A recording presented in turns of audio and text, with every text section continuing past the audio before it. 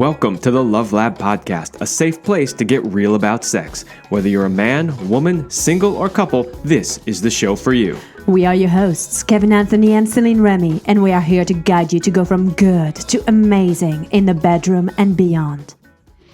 All right, welcome back to the Love Lab Podcast. This is episode 209, and it's titled Why Women Fake Orgasms. Okay, you better listen to this one, guys, because women fake orgasms way more than you realize. So we're going to cover that. We're going to cover, all the stats about how many women actually fake orgasms. We're going to cover all the reasons, or at least as many as we could think of, why women. I'm sure someone will come up with some crazy reasons, but we thought of a decent list as to why women fake orgasms. We're also going to talk about how you can tell if a woman is faking an orgasm. And then what a woman should do instead of faking orgasms, and what a man should do instead as well. So if you're a man and you find that your woman is faking orgasms, what can you do about that? So lots to talk about in this episode, and we should just dive right in. But let's give a big shout out to our sponsors first. So if you are a man and you want to join the secret club of men who are great in bed, then check out Power and Mastery at powerandmastery.com. It is the most complete sexual mastery training for men. Whether you want to have harder erections, last longer, or increase your sexual skills, there is something for you at powerandmastery.com. All right, so let's just dive in and start with, do women really fake orgasms? So obviously the answer to that is yes. But the question then becomes how often? Is this a common thing? So in doing research, we found 3 different studies, and some of them are older, some of them are more recent. So take them with a grain of salt. According to one study, 80% of the women involved had faked orgasm during sex. And 20% of participants reported that they fake orgasms 90% of the time. All right. So 80% of the women have faked an orgasm at some point. Mm-hmm. And out of that, 20% said they fake it 90% of the time. What? Another study showed 68% of women reported that they had faked orgasms. And then there's a third study that found that 54% of women said they have faked orgasm, with 26% saying that they faked orgasm every single time they have sex. Wow, 26%. So, the numbers vary. And but they're all high, way high. Way too high. Yeah. There's definitely a problem. I will say that I am part of the camp that has never faked an orgasm. Oh, I was going to ask you that question. I was going to totally put you on the spot and ask you if you've ever faked one. No, because in doing so, I'm doing myself a disservice. Ah, yes. So that is something that we will talk about more later on when we talk about what women can do and why they should stop faking orgasms. So we'll get there. So don't go too deep into it. But you can give your own. No, ultimately, I'd rather have an awkward conversations or just have somebody with a bruised ego for a little bit rather than faking it. Because if I fake it, then the person I'm with thinks they did a good job. Therefore, they're going to repeat the very poor job they did, thinking it was a great job. And my result is going to stay the same. It becomes a self-fulfilling prophecy, yes. Right? So, the more you fake it, the more you have to fake it. Yes. Right. So we'll get deeper into that later on. But there was one other study that we found that was somewhat interesting as well. And it was one that was talking about attachment styles and how that relates to faking orgasms.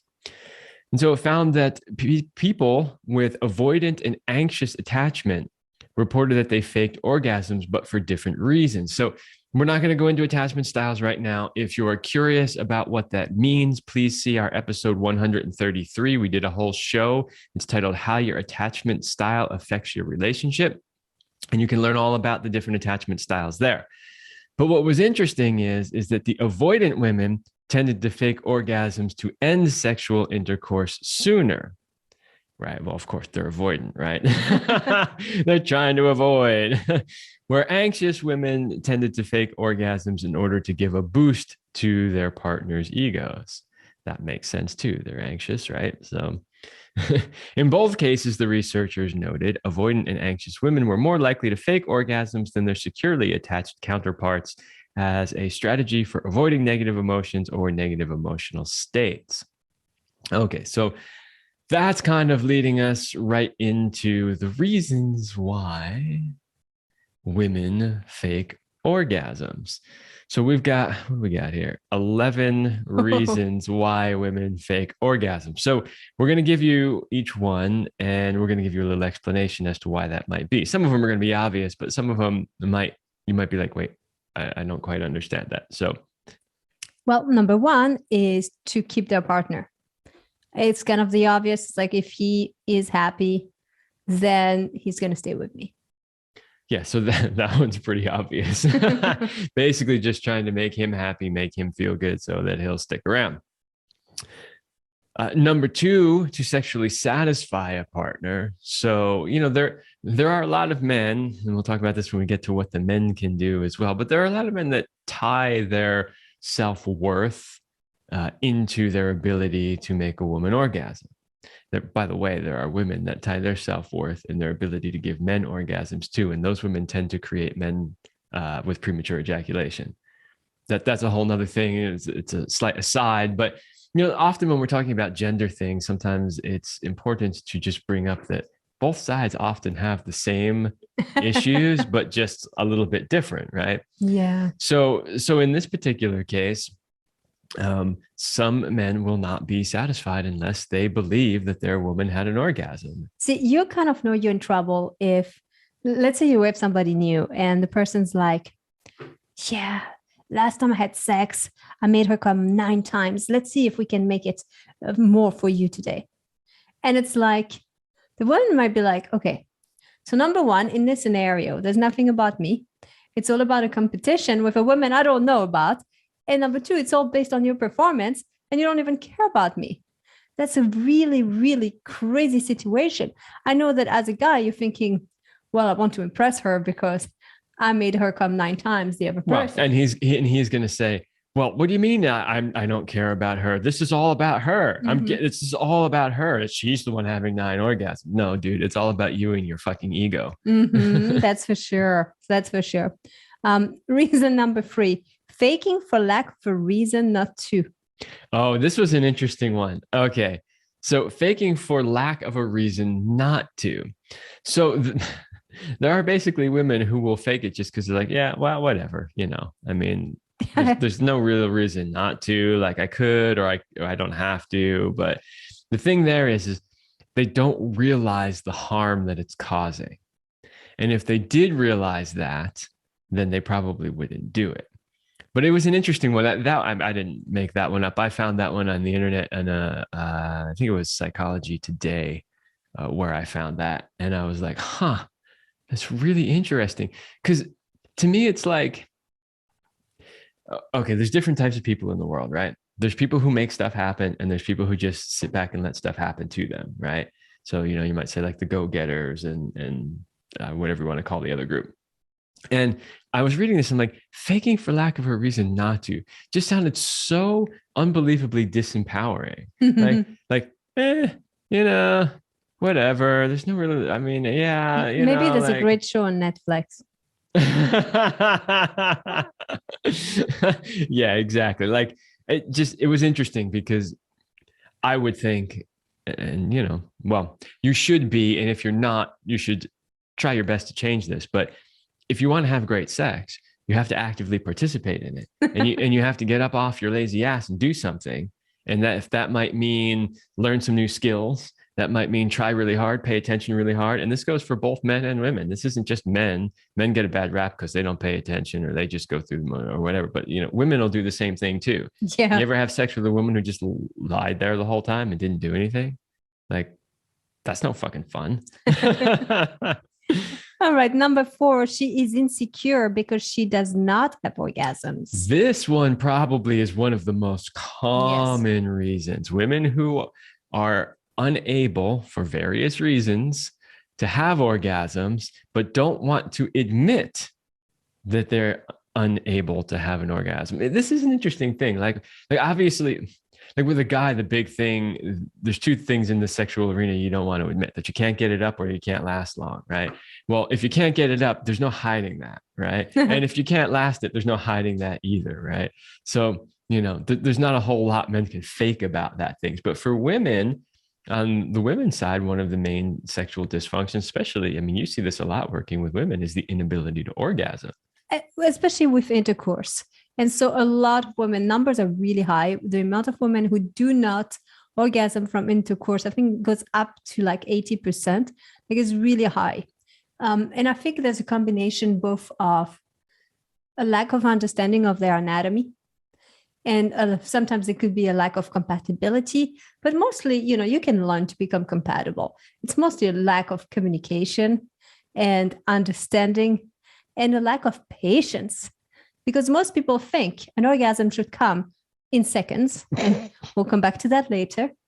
And when we teach our courses and have private clients, I was just teaching a client of mine the other week, and I was telling her that it is normal that it could take up to 45 minutes. And she was like, what? 45 minutes? I was like, absolutely. Yeah. And like 20 minutes is kind of bare minimum, 30 minutes, 45 minutes before you can get to that higher place. And we've covered this so many times on this show, right? But there were two big studies done. They're older now. I wish they would do newer ones, but there are two big studies done about how long it takes men on average to orgasm versus women. And I have these stats just imprinted on my brain because out of 209 episodes, I've probably shared them in over 100 of them because it comes up that often. I know. I'm like, please don't say them again, Kevin. No. But it's relevant. And so we have to, which is that the average man in one study lasted 3 to 5 minutes. In the other study, 5 to 7 minutes. For women, it took 20 to 30 minutes. And honestly, our personal experience, not just in our own sex life, but in coaching people, is that for women, it can take sometimes upwards of 40, 45 minutes. And so you can see that there's a huge disparity here. Why aren't women having orgasms when they're having intercourse, vaginal intercourse? Well, because he's done in 10 minutes and she's barely even warmed up yet. Yeah. And if he hasn't done a good job at warming her up before, then it might even take even more time. Right. So then, of course, with all the ego and all the other stuff, you can see why women might go, well, I didn't have an orgasm, but I guess I should just pretend that I had one. But we'll talk about why that's a big problem and why you shouldn't do it. Stop it. Stop it, ladies. Just stop it. What is take number 5? Number 5, because single women have less of a chance at orgasm to begin with. Well, this is an interesting one too. So there was some research done where they discovered that women are half as likely to come during casual sex as they are in relationships. So at a rate of about 40% versus 75%. So, if you're a single woman and you're dating, you are a lot less likely to have an orgasm than if you're in a committed relationship. That's what the research shows. Now, some people might go, wow, why is that? I mean, this is so obvious. So obvious. And it's really funny you bringing this up because one of our really good friends, she's in the dating world and she just started a new relationship. And, because this is what we do, our friends tell us all the juicy details. She actually had an orgasm, I think, on their second date. And she was blown away by that because she did say exactly that it usually takes her much more time to feel comfortable and safe enough to open up with a stranger. Yeah, she said, and I actually had an orgasm, and that never happens, right? Mm-hmm. That's basically what she said. Yeah, because women need to feel safe. They need to feel connection. They need to be able to really let go and open up before they can access that orgasm. Now, of course, there are always going to be a few women who this does not apply for. They could meet a stranger on the street, have sex in the back of their car, and come in 5 minutes. Yes, it happens, but it's extremely rare. You are the outliers, not the average. Mm-hmm. Number 6, they are conditioned to believe they should also have a happy ending. So sometimes it feels awkward if they don't. So they're thinking, well, if he's got his happy ending, might as well make mine happen. Let's go for it. Okay, first of all, nobody should be conditioned that sex has to end in a happy ending. And that goes for you too, man, if you are listening, right? Your sex does not have to end with an ejaculation, especially if you know how to move energy, especially if you know how to separate orgasm from ejaculation. You can still have all kinds of amazing, mind-blowing sex where you can barely walk across the room to go pee after you're done without actually having an ejaculation. So nobody should have that expectation.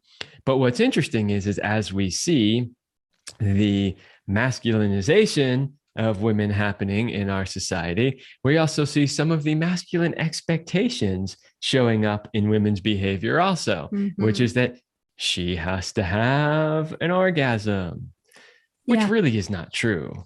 You know, I also want to talk maybe briefly addressing orgasms in terms of the flavors of orgasms. There are so many orgasms that we can have. Sometimes we have mind-blowing orgasms and screaming orgasms. Sometimes our whole bodies are shaking. Sometimes it's like a tingle. Sometimes it just feels like a deep release, but there's nothing else. Like I just had a great nap per se, like I'm so relaxed. There are so many ways to orgasm. And I think that the problem is both men and women only like one flavor. And they're like, I only want this type of orgasm. And therefore, if I don't have that, I missed the mark. But they're not even realizing that in the process, they may have had little mini waves, little bit of pleasure here and there, and they're missing out. Yeah, I think that two things are happening. One is they don't realize that there are different types of orgasms. So they think all that other stuff isn't actually an orgasm. Only the big screaming eruption one is the actual orgasm, which simply isn't true. And the other thing is they tend to rank orgasms in a hierarchy, right? And so they think the big, explosive, outward, screaming orgasm is the top of the food chain, right? Like that is the goal all the time. And if we don't get there, it just wasn't as good as it could have been, which really isn't true. And, you know, there might be a few women listening who are like, well, yeah, really, if I don't have that, it was only okay. But you really have to learn to tune into the more subtle energies because, you know, lovemaking varies. It always varies. You're never going to find a guy or a girl who performs up to that level every single time, all the time. I mean, it doesn't even happen in porn movies. They just can cut the shot and start over, right? You know, like, so really, if you want to have amazing sex consistently, you have to redefine what amazing sex is. Well said. Number 7, they are tired and they just want it to be over. This is probably the second most common reason. Yeah.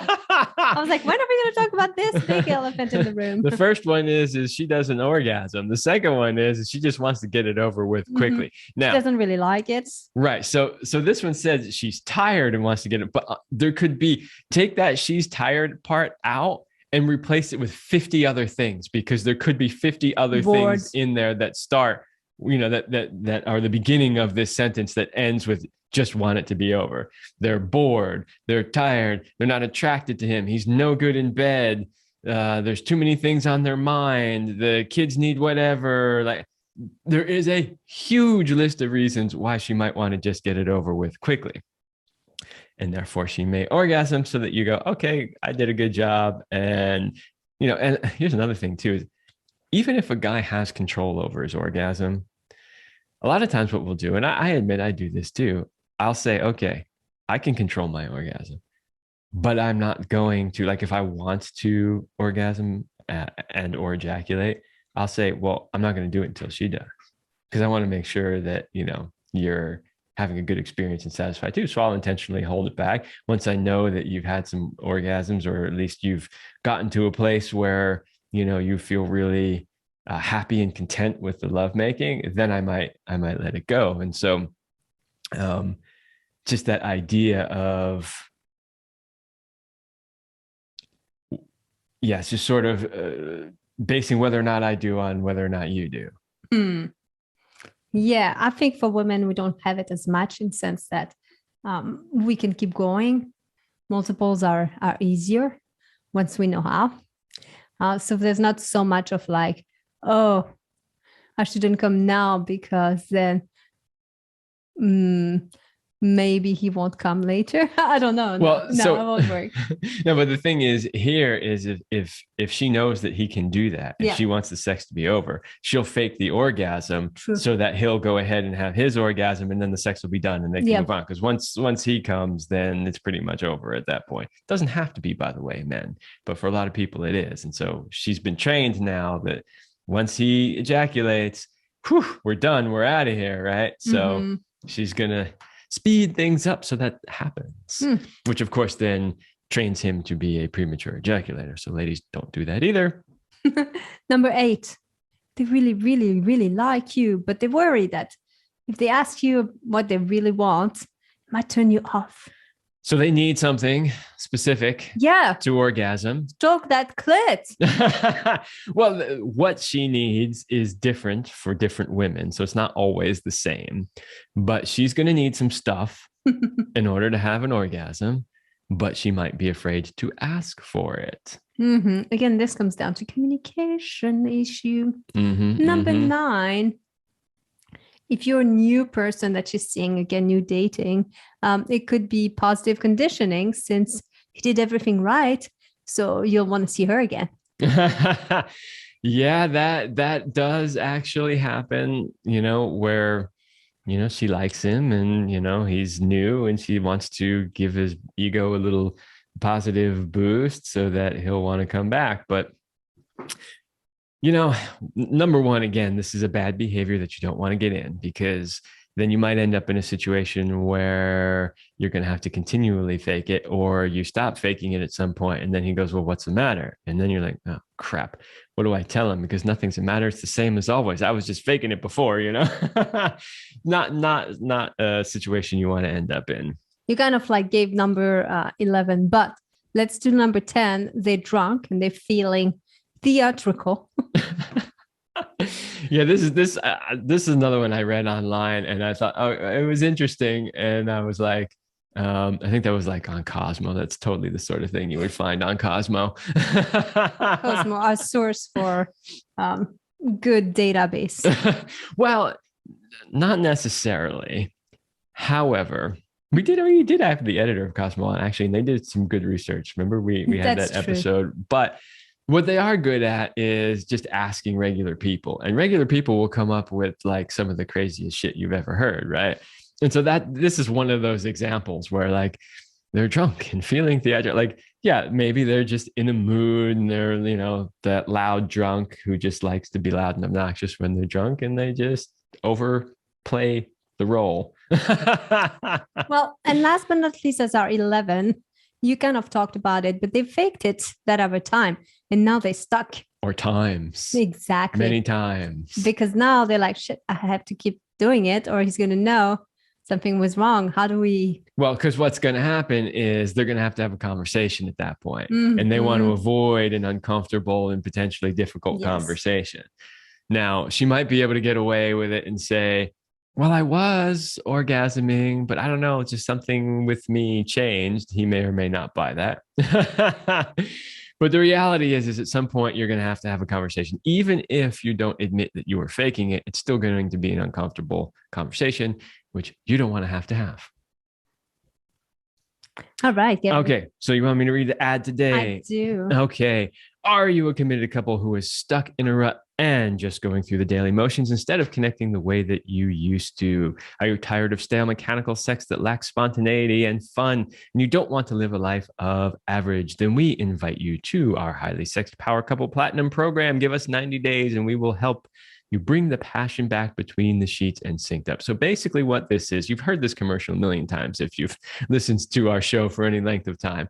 But basically what this is our sort of top tier program where both Céline and I work with a couple, both people in the couple, where we work with both of them together. We work with each one of them individually, and we work out all the stuff that's going on in the relationship and get them back on track. Now, in some cases, it's people who've been together for a long time and have lost it and want to get back to where they used to be. But in some cases, we've had people who they're not even married yet. They're literally engaged to be married and the sex isn't working. And they want to fix that before they make this ultimate commitment. So it doesn't matter where you are.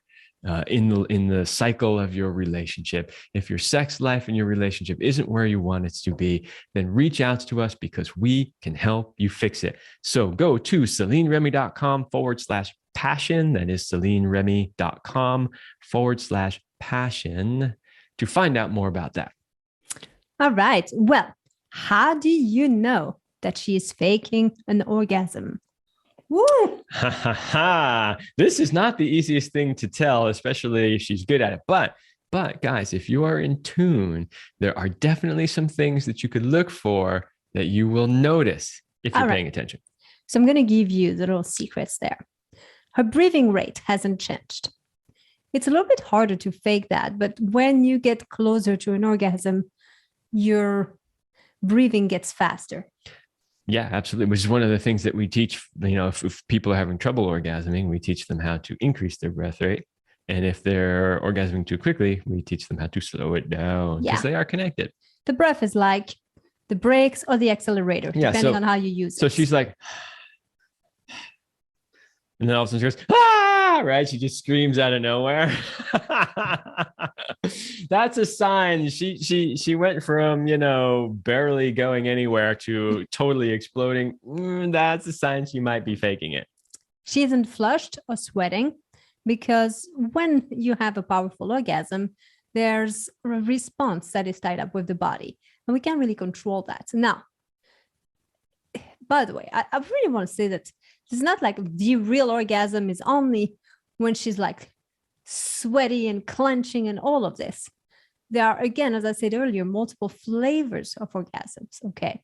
But this is something to be paying attention, especially the flushing on the cheeks and the reddening of the lips too. Mm-hmm, mm-hmm. Yeah. Now, really good little sign. Her clitoris, look at it. Is her clit engorged? Is her clit throbbing? Do you even know where it is? Well, if you don't, make sure you go to powerandmastery.com. We'll teach you all about how to find it. Yeah, and we also teach you all of this, what we would call visual acuity stuff, right? Like how to pay attention to what's going on in her body with her face, with her genitals, with her breathing, all these different things that you can look for to know where she's at and what she's up to in the moment. Now, the orgasm is over the top. That's another sign. Or her response time is like 30 seconds or less. You just like, I don't know, bit her ear or twisted her nipple and she's like, oh, and you're like, okay, for some women, it might work. But let's face it, for most of us, it just doesn't. Well, yeah. And even if it does in that moment, it's probably not something that would happen all the time. Like, you're not that deep into the lovemaking yet, and you grab her nipple or change angle or something. Like, yeah, that could set her off, but it's probably a one-off. Well, right? And there's also sometimes a fake it until you make it. So what you might think is an orgasm, it might just be her pleasure response of like, oh, I'm getting into it. Yeah. But I'm not there yet. But you're like, I did it. I scored. And you're like, Here's another thing. You want to look for vaginal contractions. Is her vagina contracting? Not on purpose, right? Well, so the difference in that is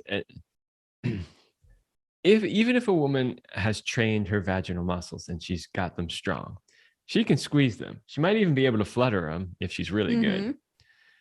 But what you feel during an orgasm, those involuntary contractions have a different flavor. They feel different, and they're almost impossible to fake.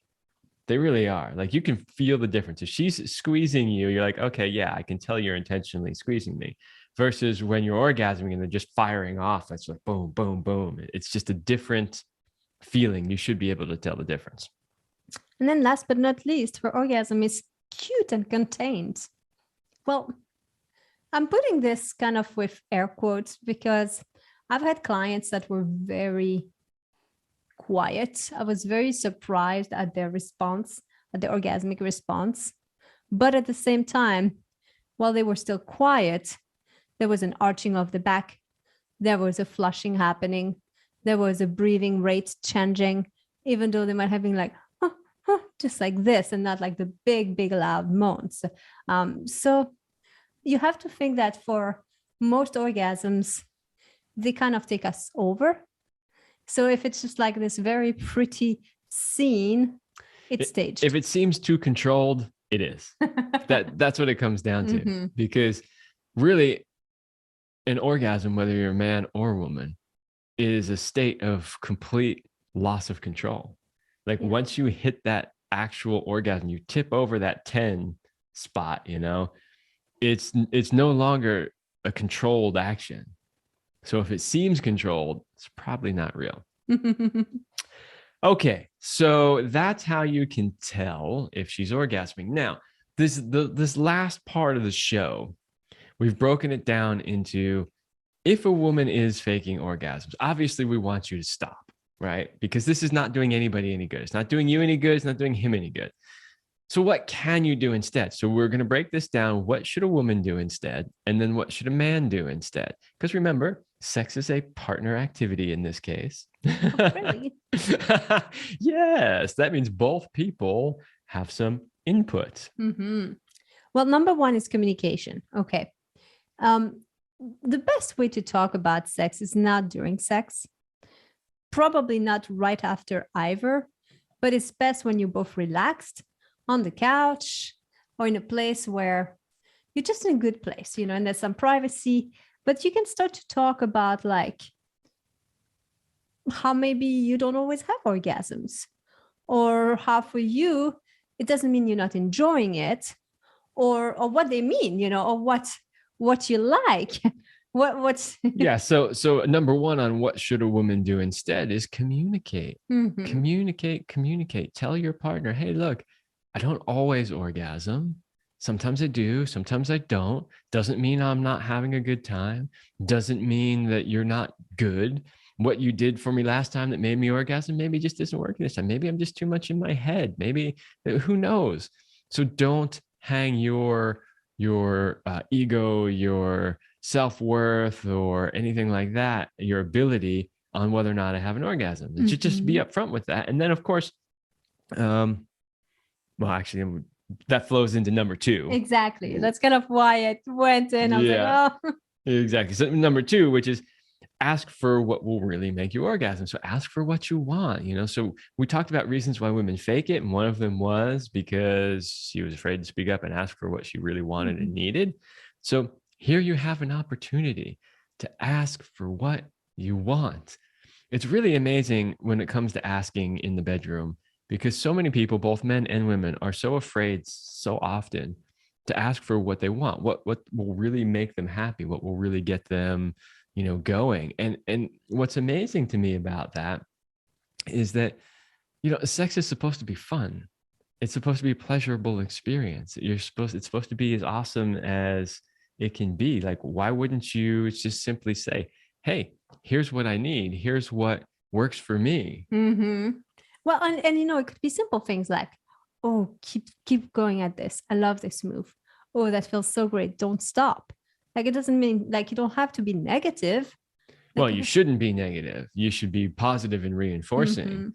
And you can do it, you know, like you said, during the moment, which is positively reinforcing the things they're doing that are good. But you should also be having this conversation outside of the bedroom, which is like, hey, you know what?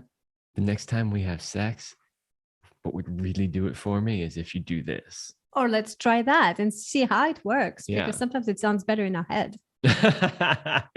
Yeah. We always say, don't be afraid to fail, you know? Yes. So try stuff. Number 3, maybe he isn't up to the job. And so as a woman, it is your responsibility to help him learn how to be better.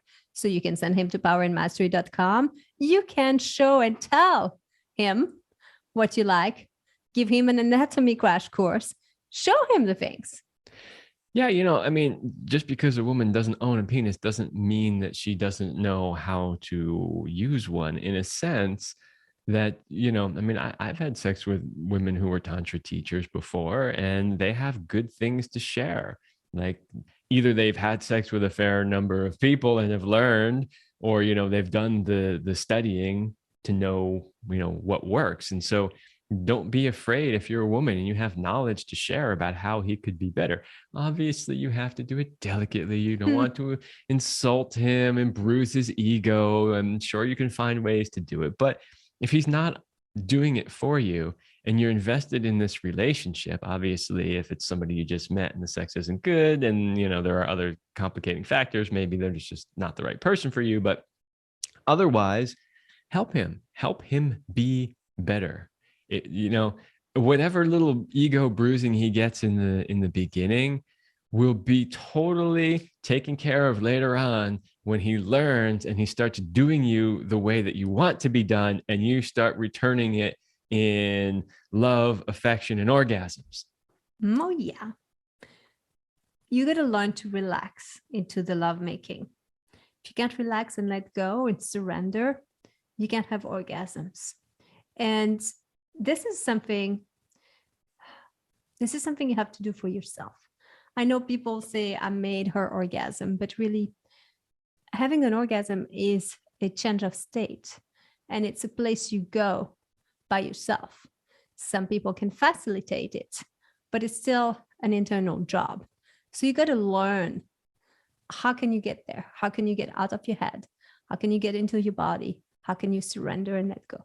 Yeah. So basically what we're saying here is if you're a woman and you're faking orgasms because you're not having real orgasms. And what you really need to do is learn how to have a real orgasm, especially if you're in one of those most common categories where you're faking it because you just don't have access to your orgasms, which is very common these days.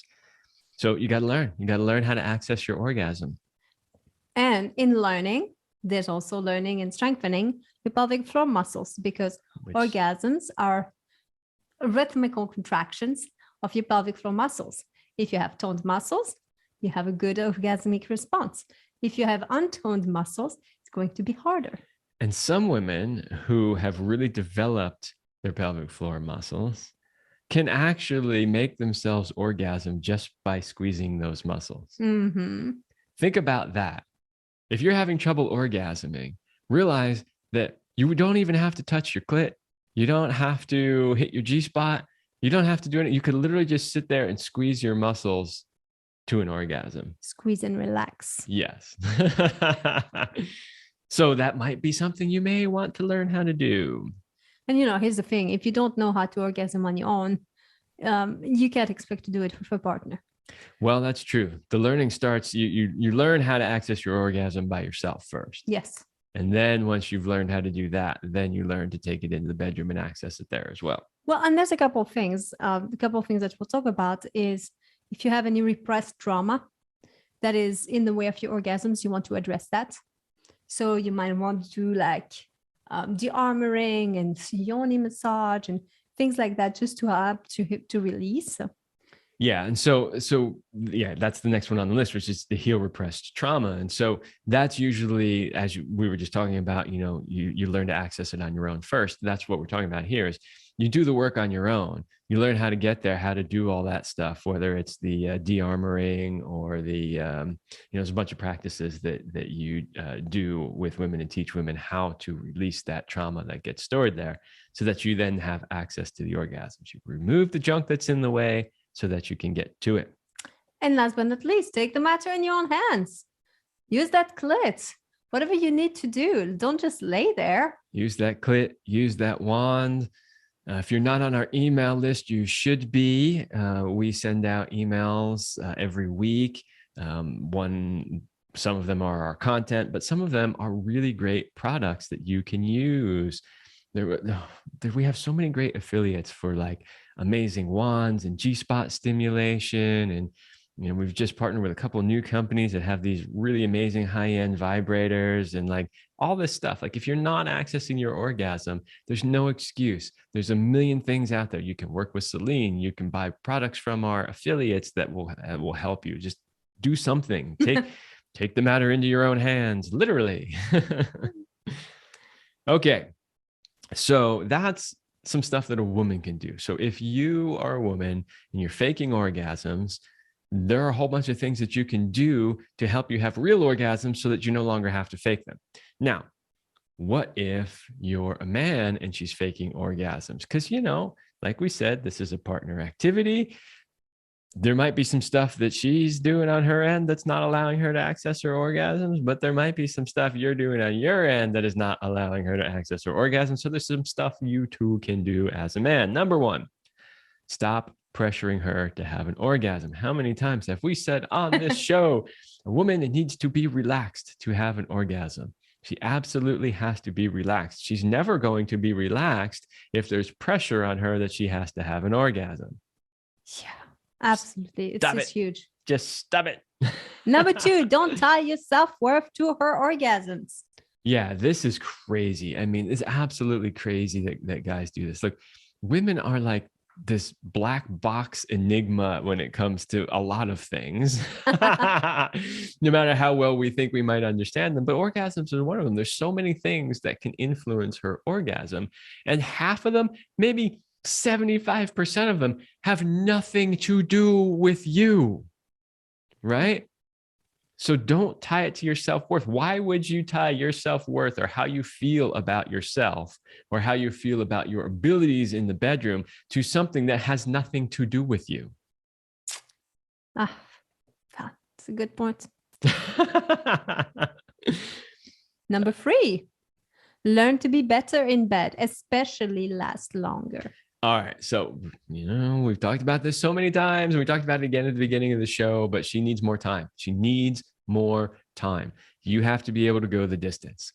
And, that's only part of it too, like learn foreplay, right? So in our Power and Mastery program, we teach you intimacy beforehand, during, after. We teach constant state of arousal. There's all these things, there's learning how to give good oral sex. There's learning how to use your hands and fingers. There's a lot of stuff that you could learn that can help her get to those orgasms faster. Number four, ask her how she likes to be touched. When in doubt, just ask her. She most likely will know. There are cases where she doesn't really know. And if she doesn't know, that's okay. Say, okay, well, if you don't know, I'm just going to try some stuff and let's see what happens.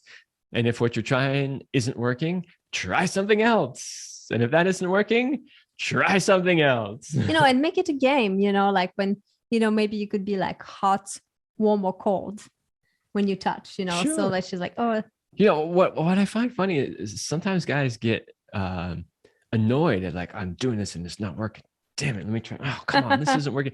I see it more as a game. I'm like, what else could I do? What could I come up with here? Like, I wonder if this will work. Like, oh, let's try it, all right, not so good. But what if I did this? I don't know. I think it's fun to experiment and try different stuff. Don't be a jackhammer. Don't be a jackhammer. I have to say that. I'm sorry. While sometimes we like to be pounded straight like a jackhammer, it's not the way to orgasms for most women. So don't stick to this one move. No. So, but this is an interesting one because sometimes be a jackhammer and sometimes don't be a jackhammer. Mm-hmm. So most of the time, don't be a jackhammer. But never be a jackass. Don't ever be a jackass. Meaning that a lot of guys think the way to make a woman come is to just be a jackhammer and pound her. But if she's not in the mood for it, it's absolutely not going to work. It's going to shut her down and it's going to bring about the opposite result. However, if she is in the mood for pounding and you are doing the jackhammer move, because sometimes there is a time and a place for that, and you see her breathing is picking up and she's getting closer, in that case, don't stop, because women love rhythmic motions to help them achieve orgasm. So in that case, be a jackhammer. But outside of that, don't. Super easy. We've got 2 more points for you. Be patient. Remember, we talked how we need so much more time than you think we need. Be patient with us, really. And then above all, make it about her and not about your performance. Make it about her pleasure. Like, don't make it about, well, she didn't do this, so that means that about me. No, don't take it personally. Make it about her, do your best, and that's that. Performance is always about the audience. I mean, honestly, it is. And if it's not, then you're not a very good performer. What do I mean by that? I'm going to use a quick analogy here, and then we're going to wrap up the show. But have you ever seen a musician who gets up on stage and just is just ripping it, but paying no attention to the audience whatsoever. And he's just up there doing his own thing. Maybe he's a guitar player. I use a lot of those analogies because I am a guitar player, but he's up there like ripping through, shredding scales and doing all this stuff. And it's like, wow, yeah, that shows that you are amazingly talented. And meanwhile, the audience is bored out of their fucking minds and nobody's moving and they're all just sitting there. And like, there's a few geeks who are super impressed by it and everybody else is like, Then you might have somebody come up, a different performer, and plays a simple blues scale. Nothing fancy about it at all. They probably didn't use any more than 5 notes, and they probably didn't use any more than 5 notes in 30 seconds. And it moves people. And they're like, whoa, right?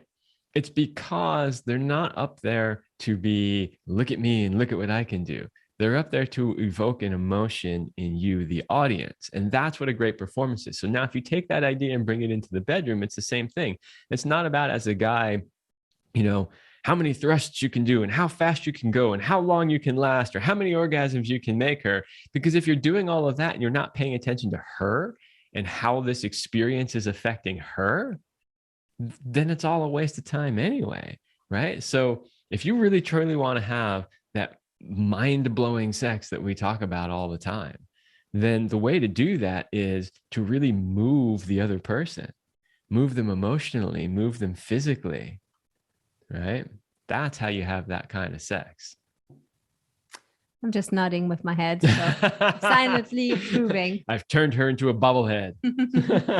Might be able to use that. All right, everybody. So there you go. That's what we have for you on, why women fake orgasms and what to do about it. We hope that was helpful and informational. If you are a woman who's faking an orgasm, remember, stop. Do the other positive things instead. If you're a man and you find out your woman's faking, find out how you can do better. Find out what she needs, because there's no reason why anybody should be faking orgasms. 98% of the world that we live in is fake. Everything you see on TV is fake, and magazines is fake, and newspapers is fake. Politicians, everything they say is fake. Everything is fake in this world. Sex should be real. All right, everybody. That's all the time we have for this episode, and we will see you next week.